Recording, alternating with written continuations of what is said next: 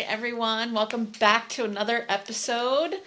If you missed last month's episode, where we really talked about the KISS method for Olympic lifting, we would strongly encourage you to take a pause and go back and listen to that episode first, because we really kind of did a big picture overview of all of this, why it's so important to keep things simple with weightlifting and teaching weightlifting, and how to keep things simple, whether you're a weightlifting coach or in more of the sports performance realm.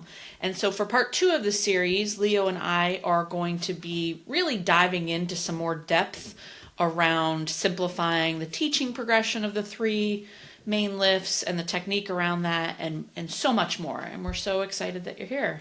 Leo, how are you today? I'm doing pretty good. How are you doing? It's been a Great. little while.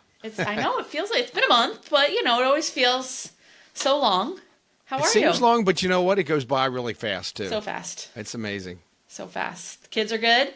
Kids are good. Everybody's healthy. Patty and I are just celebrated our 50th, so life is good. Life is good. Our daughters took us out to dinner, presented us with a nice little video picture thing of reminiscing, and had interviews with a lot of our friends and family wishing us a happy anniversary. So that was...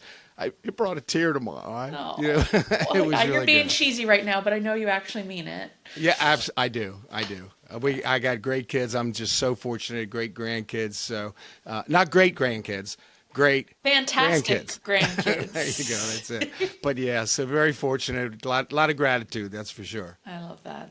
I feel like we all just need to be immersed in more gratitude these days with everything going on in the world right now. Yeah. Well, let's shift focus, even though all of that is amazing, and let's talk all things technique.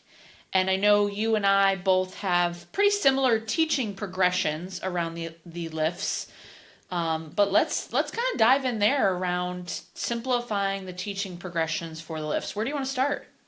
Well, again, one of the reasons that we talked about last time that I like to try to simplify it as much as possible is that there's a lot of coaches out there that they don't want to teach the snatch or the clean or the jerk because they say it's too hard. Yeah. It's really not. I mean, Right. if you know how to break it down, and just some of the basics that we mentioned a little bit, and we're going to go into detail today, but if you just follow some of the basic rules of biomechanics and just simple things that we're going to go over here, it's really not that hard. And you figure, and we talk about this all the time, you have to have a why you do things, okay? So if you have a strong enough why and you understand the value of what we do and how it can be an addition to what you're already doing anyway, because everything we do, if it works, okay? But this is just another tool in the toolbox, and it just adds to what you're doing. But you got to buy into it. You got to buy into Let's it. simplify it, though. Don't use the excuse, well, it's too hard to teach, because it's really not. If you're a good teacher, and a good teacher is a good coach, and vice versa, a good coach is a good teacher. Well, and I think it's really intimidating for a lot of coaches in their, especially in the early days of their career.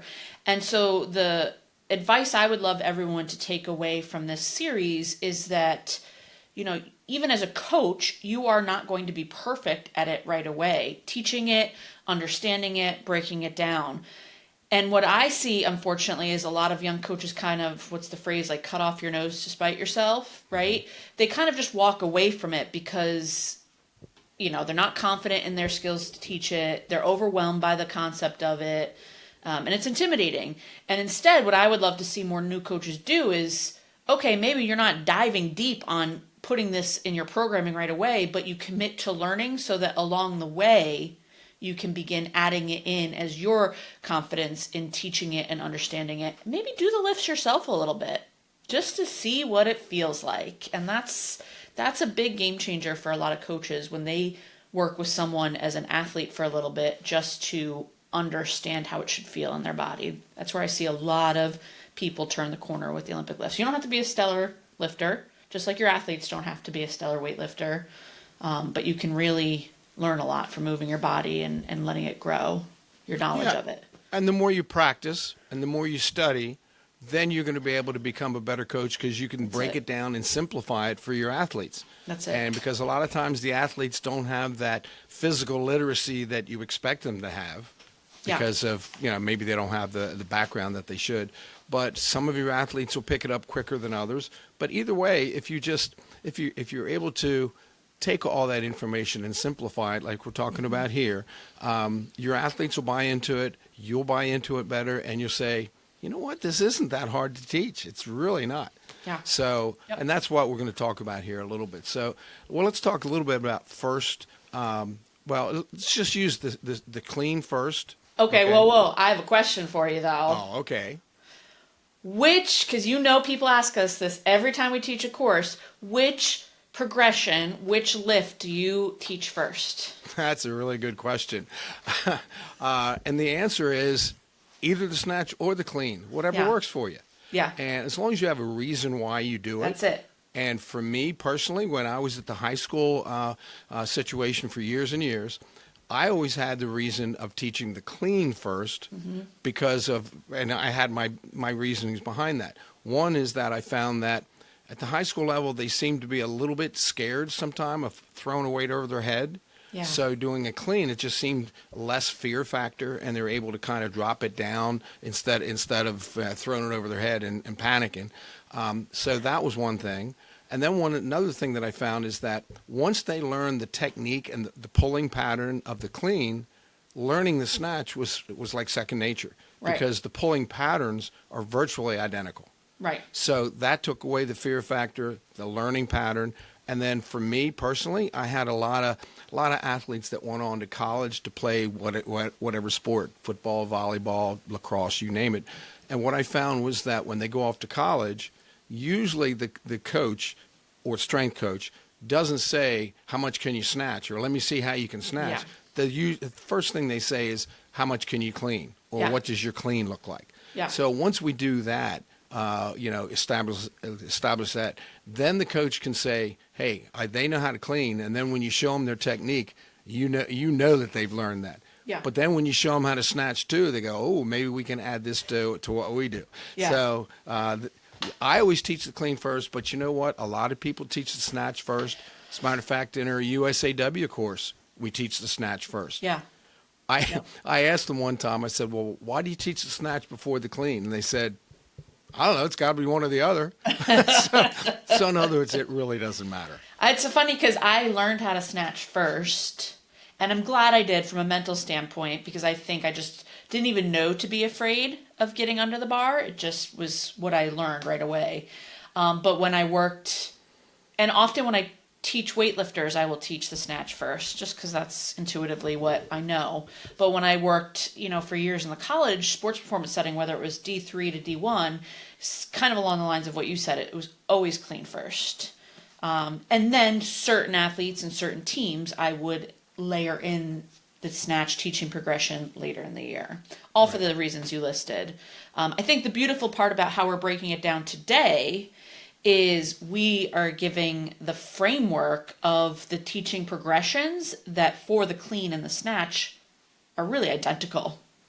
And we're going to kind of touch on where the differences are, but it's some of these big picture takeaways. If you can make that leap with the clean, you could also make that leap with the snatch. So that's another way we like to keep it simple, that I like how we do keep it simple, is they're so in line with each other.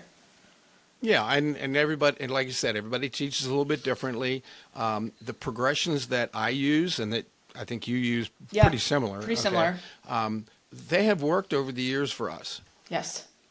Some other coaches have a little different teaching progression, maybe use a little bit different terminology. That's fine, as long as it's working for them. But just wanted to go over some things today that I think all coaches, no matter what their progression is, that they'll be able to take away some ideas on how to break it down and simplify it, because some of your athletes are going to pick it up quicker than others. So sometimes you just have to break it down more. Yeah. All right, lay it on us. What do you got? Well, again, I'll use the clean as an example, but it really works for snatch as well. Okay, so because the pulling pattern is the first thing we'll talk about, and just a couple things I think you need to keep in mind. I think the posture is really important. Always have that good athletic posture, chest out, back flat, back tight. So that's one of the things you're looking for. I've seen a lot of athletes like videos, and their back is rounded and their arms are bent, and that in itself is something that a coach should look for. Right. Another thing that a coach should look for, I think, is just long arms. Yeah. One of the things that athletes tend to do is they tend to bend the arms too early. Right. Okay. And if the athletes and the coach understand that what we're doing, it's a leg exercise. Okay? It's Right. not an arm exercise. No. If you try to make it an arm thing, you're going to lose all the power out of your legs. Look at the size of your arms. Look at the size of your legs. I'm sorry, your legs are a lot bigger and stronger. Yeah, than they your arms. are. That's the point, okay? So why not use them, okay? Yeah. And it always interested me when you look at some of the programs that some of the coaches put out, and they have a split routine. They have an upper body day and a lower body day. Yeah. Where do you put cleans? Right. Yeah, it's That great works for everything, just but it's more of a lower lifting, body exercise. but when So, so that's another thing you remember. And just keep in mind that it is a leg exercise. So keeping the idea of the long arms, I think, is really important. Yeah. Okay. And then one of the things that I always talk about is that if you can keep in mind the basic biomechanics that really makes what we do as simple as possible, really, when you think of it, something as simple as keep the bar close. Yep. I mean, if they're swinging the bar out away from the center of gravity of their body, the center of gravity of the bar is away from them, and they end up swinging the bar, Yep. and they don't really get the effectiveness out of the exercise. Right. Because what we're trying to do is when you do a clean or a snatch, you're trying to make it so effective that you get something out of it. If they're Right. doing just a glorified reverse curl, that's not the purpose of the exercise. But if you keep it close, and a couple of these concepts we'll talk about will help with that, and keep the center of gravity of the bar and the center of gravity of the body pretty much in line and pretty much over the middle of your area of base. In other words, about the middle of your feet. Yeah. All right. So if you can keep the center those things in line over the middle of your foot, that's a concept that, that's one of the things that they should look for. And if they're Right. not getting that, that's a simple remedy to fix that. Yes. Okay.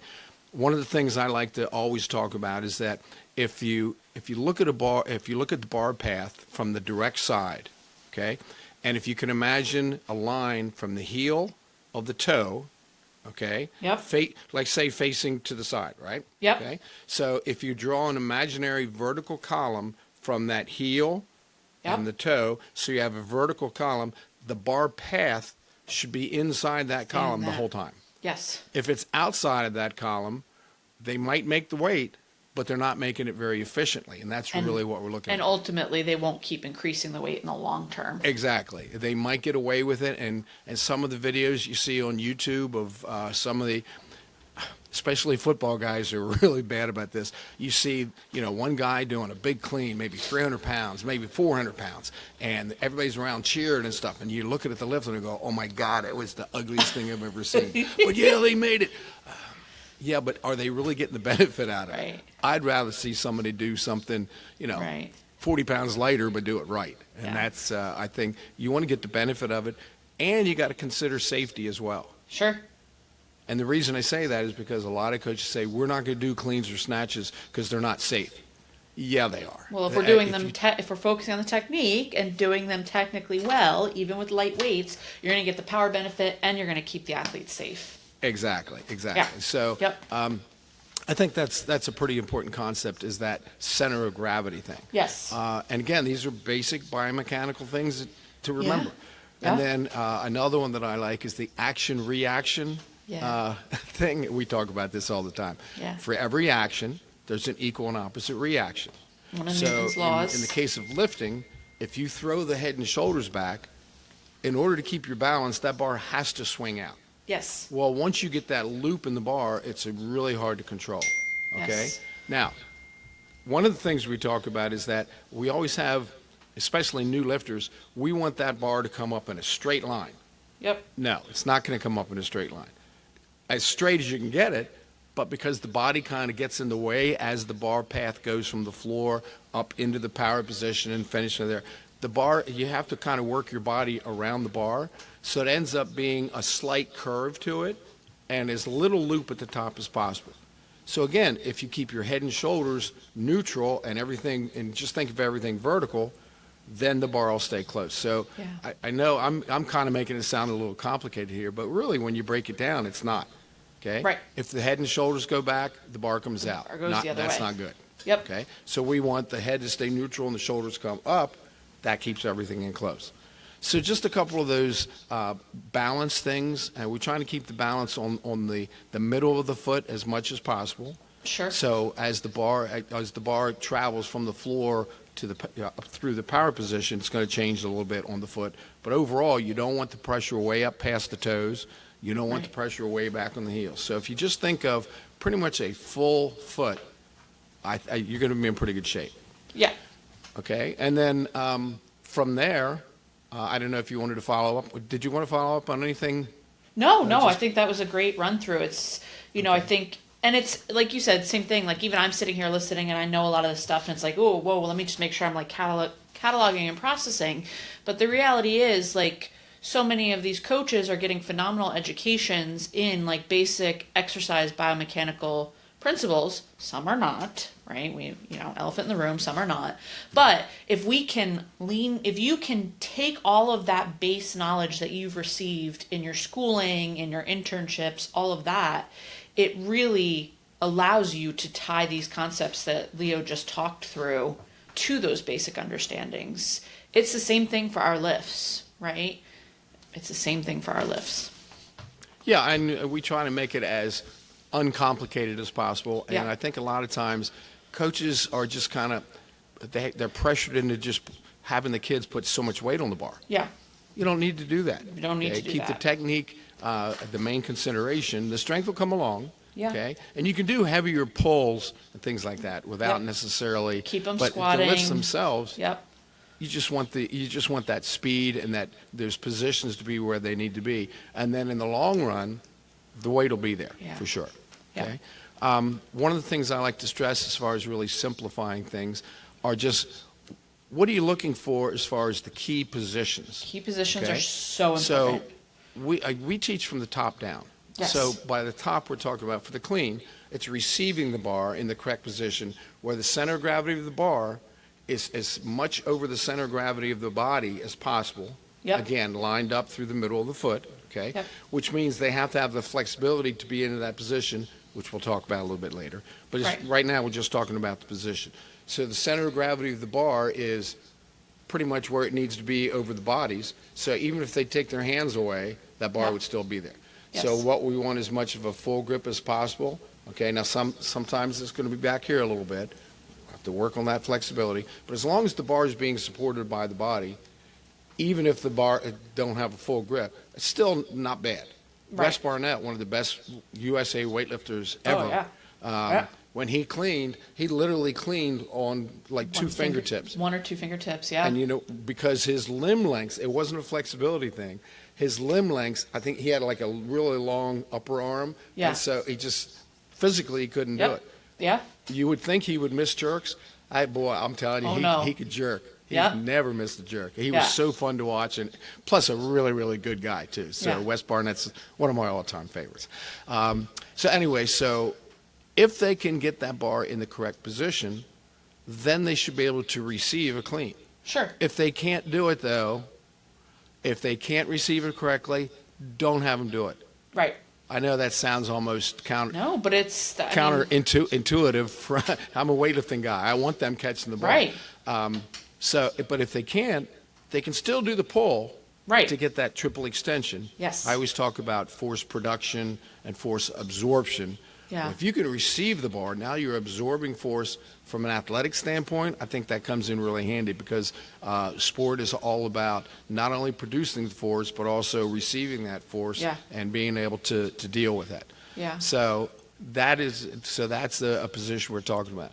So one of the things you want to make sure, though, is that when they do their pull to get to that receiving position, they still have to end up in that good front squat position, okay? Right. I've known people who have a really strong front squat, but yet they get stuck with cleans in the bottom of the clean. Why is that? Because whenever you do your pull, it should end up in that same front squat position. Right. This is why we start teaching top down, we Yep. start with the front squat Yep. to make sure they have it. Even if they can't go all the way down. Right. But they can If they can receive do it at in the least correct a receiving position. partial Yes. front squat, then they can at least receive a power clean. Sure. And then going down from the top down. So we just mentioned real quick about the receiving position. Yep. So if they can, then we go to the power position. And the power position, and I think this is really a crucial thing here. It's like a jump. We're trying to get a jumping motion. We want that acceleration. So the bar has to be, for the clean, it's going to be around mid-thigh. For the snatch, it's going to be a little bit more upper thigh just because of the wider grip. So Yep. the bar, position's the same, but the bar is positioned differently just because of the width of the hands. Where the hands are on the bar. Yeah. So, again, getting back to the foot position or foot pressure, there the pressure is a little bit more toward the ball of the foot. Still flat-footed, Yep. but toward the ball of the foot because you're going to be more in a jumping position. Getting ready to, yeah. And again, here's position. where that posture that I mentioned right off the Yeah. bat, I think that's really important, that the back stays as flat as possible, shoulders in front of the bar slightly.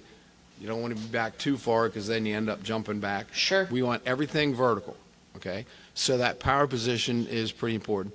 Have them practice the pull from that position and just a straight arm pull. Yeah. Even a high pull, but make sure they extend first before Legs the elbows first. come up. Yeah. Okay? Yep. So that power position, I will say that some coaches teach more of a backward lean in Yeah. the power position. I think most coaches, though, now if you're an advanced weightlifting coach, and it's worked for several coaches that I know of, okay? Yeah. But for most people when they're first starting, I would keep it a little bit more athletical.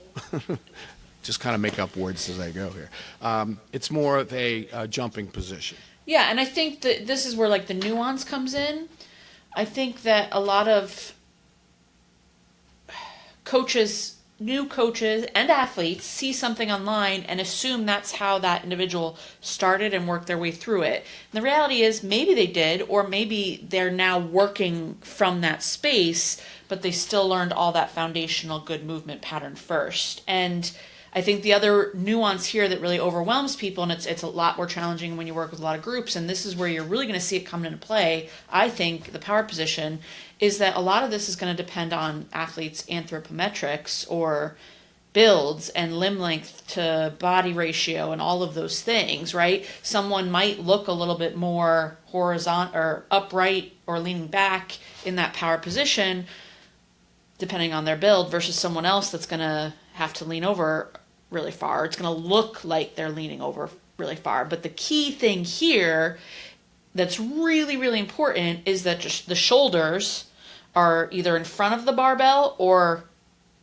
stacked above the barbell, not right behind the barbell, because then that's when we start to get into issues that you were referring to earlier, where equal and opposite reactions, shoulders go back too far, barbell moves, has horizontal displacement instead of vertical path. Well, and that's one of the things I think a coach wants to look for when they Yeah. do that pull from that position. Yep. Are they getting vertical? Are they getting vertical? Because that's what we're looking for. Yes. We want as little horizontal displacement as possible. Yes. So, are they getting vertical? Are they Right. finishing their pull correctly? If that's the case, then chances are they're in the right position. Right. All right. Just so we don't beat on this too much, but No. again, we're trying to simplify. These are a couple of things That's you're it. looking for. Yep. When it's at the knees now, this is where people have some trouble. Sure. Because the weight of the center of gravity of the bar should be back toward the middle of the foot, even toward the heels a little bit. But in Yeah. order to do that, you got to have the shoulders in front of the bar Yeah. to still keep the bar close. Now, you don't want it scraping up the shins or anything. Still keeping the bar close, but you got to have a strong posterior chain for that. Yes. Most of us don't. Yeah. All right, and I always talk about most people because they sit down a lot. Right. So they're going to be more quad dominant. Yep. And a lot of times the ratio should be like a quad to hamstring, like a 60-40 maybe. 55, 45 even if is like Yeah. ideal. Most people are more like 80-20. Yeah, that's the scary part. Makes it very difficult to keep the shoulders in front of the bar because Yeah. of that posterior chain.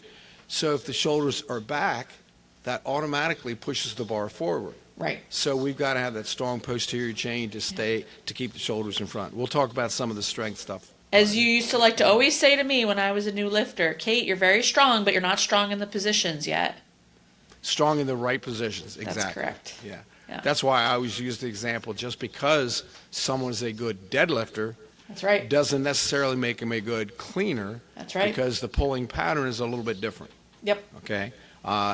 According to Fred Hatfield years ago, he kind of corrected me on that. I said, well, a deadlifter, they have a little bit different pulling pattern. He says, no, it should be the same as what we weightlifters do. That is not what you hear all over the internet now, is it, Leo? I know, but Fred Hatfield was Dr. Squat. I mean, the guy was, he knew his stuff, and Yeah. you know, he could walk the walk as well. Yeah.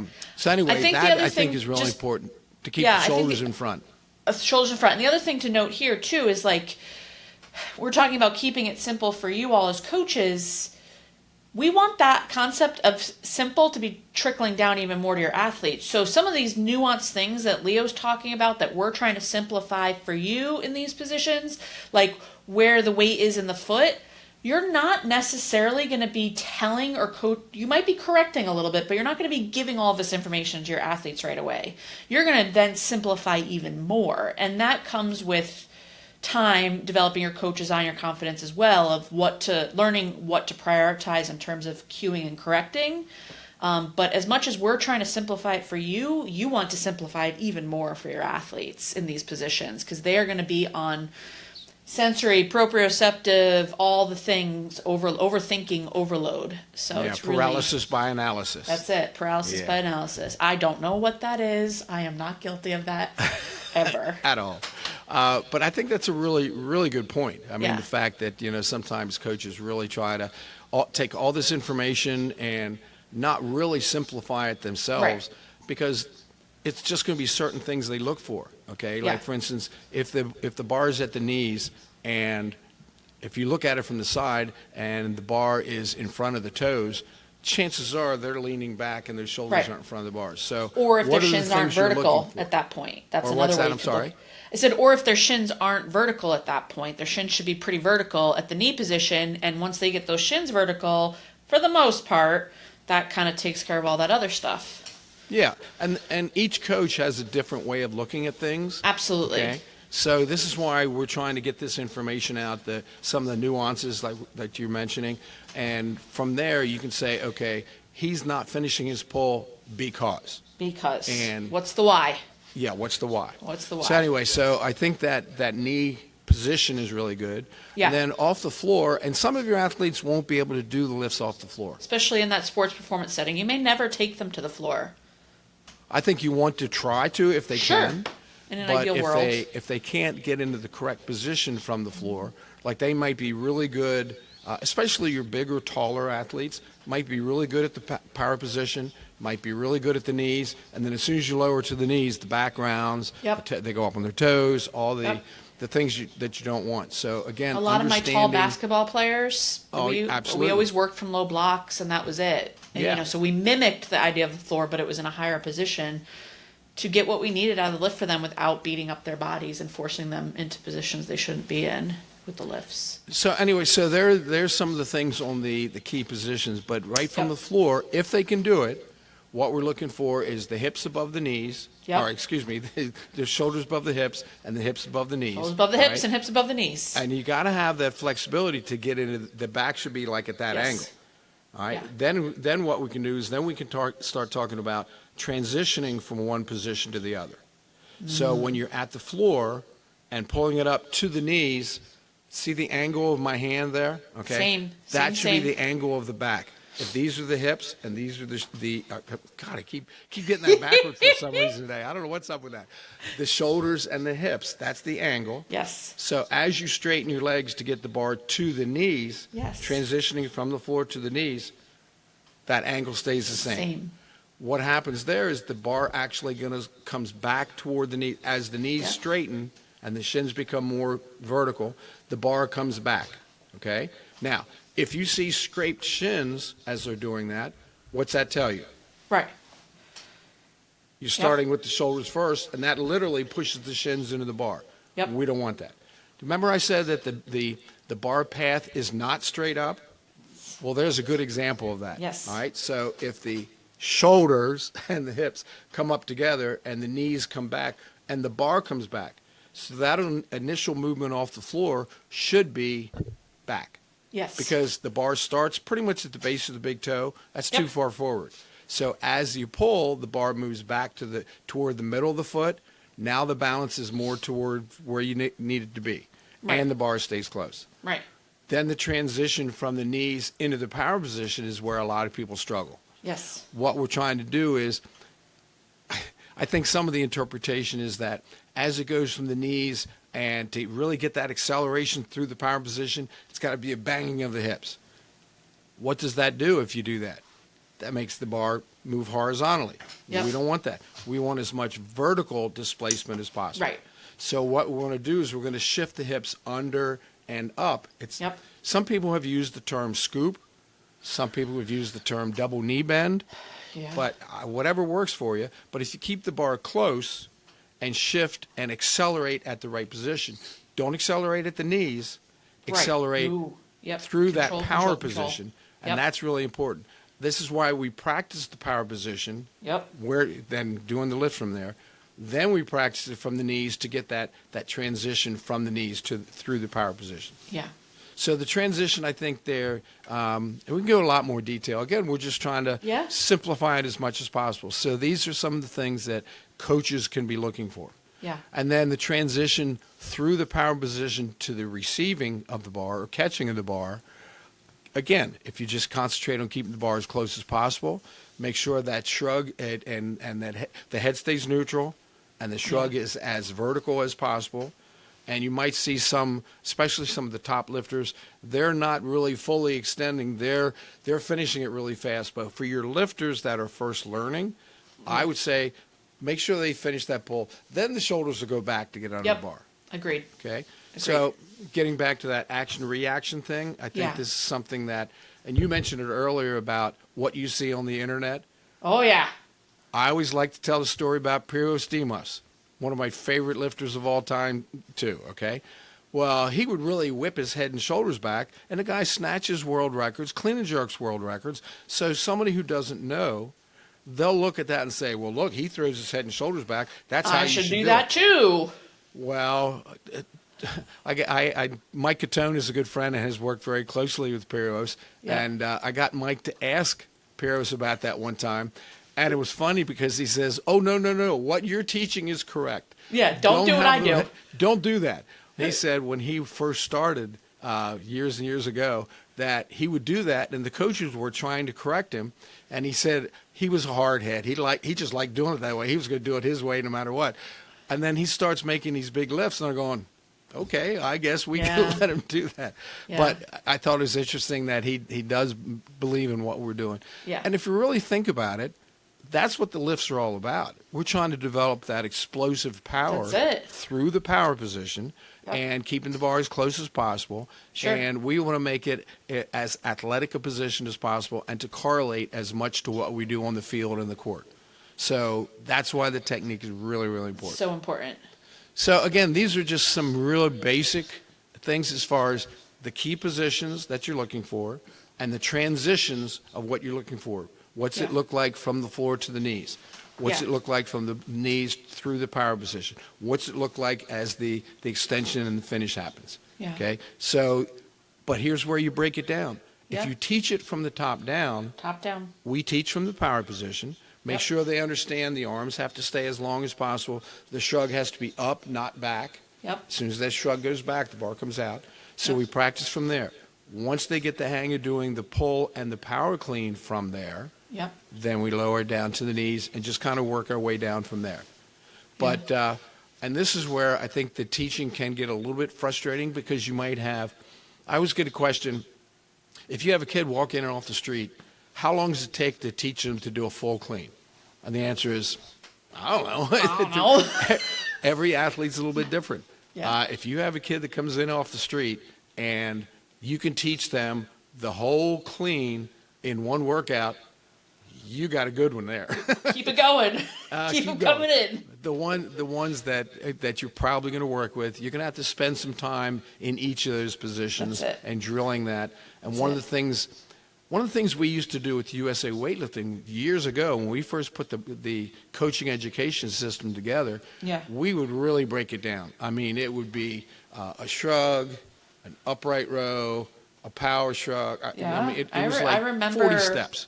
Near the end of that. Yeah. Which is really good. And some people still do that. And that's fine if it works. And some settings, that's really great tool and way to do it is just drilling and commands and really breaking it down. And it's really effective in those settings. Right, and you find the setting and the environment that works for you.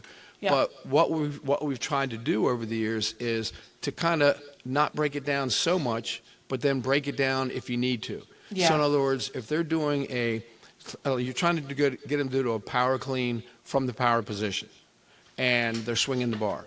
It's like, okay, well, let's break it down, and let's say, okay, from the power position, have them just do a pull. Right. Do another pull. Right. Now try to do a clean the same way. Right. With the same pulling pattern. Right. So breaking it down that way, again, this is just good coaching and teaching. Yeah. And which brings me to cues. Yeah, we talked about it a little. I jumped the gun because I got so excited. I'm very passionate about it. But that's huge, though, it's because huge. You want, and this is to me how you can really simplify it.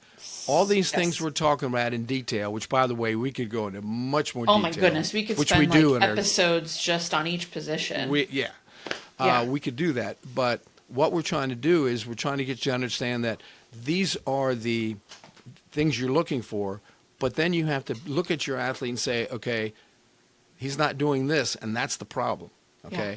Because you could probably see 10 different things. For sure. All right. So what you have to do is determine the cause of it, and then in as simple words as possible, 1 or 2 words, try to make that correction. Keep it as positive as possible. Try not to use any negative. Tell them what to do rather than what not to do. Because the way the subconscious brain works is that it works on the affirmatives. So if you say, don't do something, they're going to do something. That's because that's what they hear. Yes. You got to be real careful not to over talk too. Yeah. Whenever I teach a course, teaching coaches how to coach, that's one of the big things I talk to them. I say, look, when you're teaching somebody, the biggest problem you're going to have, especially when you're first learning how to teach it, you're going to talk. Yeah, because you're trying to prove to yourself and to them that you know everything, and you want to. And we've talked about this. I am. Yeah, we want to. I think we talked about this on an earlier episode, and I do this a lot with my business coaching clients. It's stepping out of that energy of proving and into the energy and confidence of just knowing what you know, being confident in that, and then suddenly you'll find you don't talk so much. Well, I use the example when I'm teaching courses. There's a very big difference between when I'm in educator mode up in front lecturing at you all as coaches and trying to give you all the information versus when we go into the gym and now we're demoing and I'm coaching you through the progression. They see a markedly different use of the amount of words that I use and how I use them and how loud I talk. And I very much try to hit that point home and be kind of almost over the top with both of those just so they could see the difference in themselves in experiencing that. I may have told this story in the last podcast, but I'm going to tell it again. Tell it again. It's People funny. Love these stories. And at the same time, really makes a good point. Yeah. I was at a competition one time. It was a national level competition. Yep. And I saw a coach at the chalk box with their lifter, and the lifter's chalking up. And the coach is behind him, rubbing his traps and talking in his ear. And I'm listening to all these cues. Do this and do this. 20 different cues. And the kid goes out and makes the lift, okay? Really nice lift. And coach is all happy and everything. Well, later on in the day, because I didn't want to say anything to embarrass the coach or anything. I didn't want to be mess with the judging kid's head while he's lifting. But I knew the kid. Yeah. So I asked him later on in the day, I said, I heard your coach giving you all these really good cues and things to do right before he went out. I said, what's going through your mind when he's saying all that stuff? He said, are you kidding? I totally ignore him. I have no idea what he's saying. Don't be that coach, okay? Be the coach that says, do this or do that. Although it did seem to work for them, so we can't knock it too much, right? Well, that's what I'm saying. It works, but I'm saying that for most coaches and most athletes that would overload them. That's going to just confuse them more than anything. Yeah. I just way back in the day when I was lifting, and I had a pretty long lifting career myself, and I did okay. In my head, I was like, right off the floor. Tight, finish. Yep. That was it. 2 Yep. words. Yep.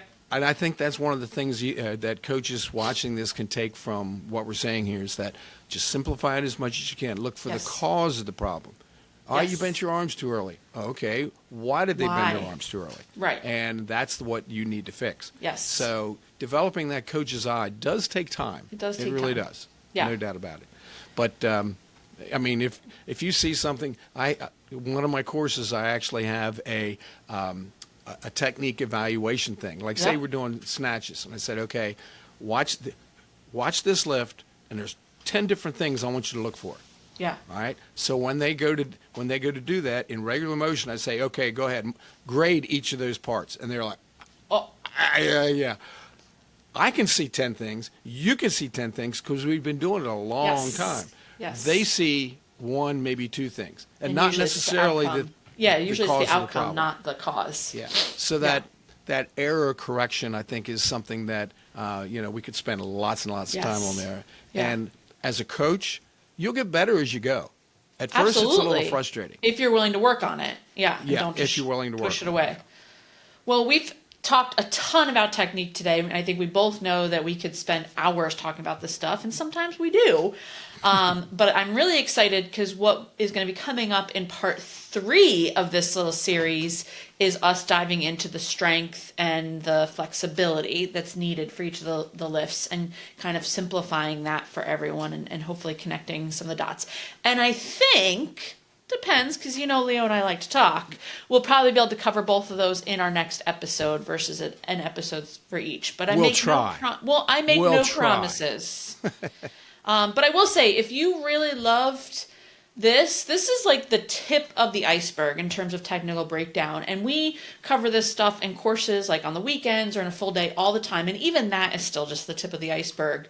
But if you are curious about some of the stuff we've talked about, want to learn more about the technique, to develop your coaching eye, to get a better understanding of some of the why, the best thing you can do is get on our website, tottentraining.com, or follow us, especially on Instagram, just at Totten Training, and you will see upcoming courses that we have. And we always note if it's me teaching it or if it's Leo teaching it. We both teach the Totten Training Systems courses as well as USAW courses. And get into one of those courses because we just go ham on this stuff and we both love it. We completely geek out on it. I'm not Leo, but you're going to get a whole lot of Leo if you come to one of my courses because I spent many years following him around on the coaching circuit, learning to teach these courses through him. Or better yet, reach out to us via the website or social media and set up a course at your facility. And we just love this stuff and we love talking about it and we'd love to connect with y'all more in person. Well, and speaking of that, again, you said check the calendar of things that we already have planned. Yep. If you want to set up something at your location, we can do that. Yep. One of the things I want to promote here a little bit is doing a weightlifting camp, a 3-day weightlifting camp. Yes. Great call. Cait. Yes, thank you for the reminder. I'm going to ask.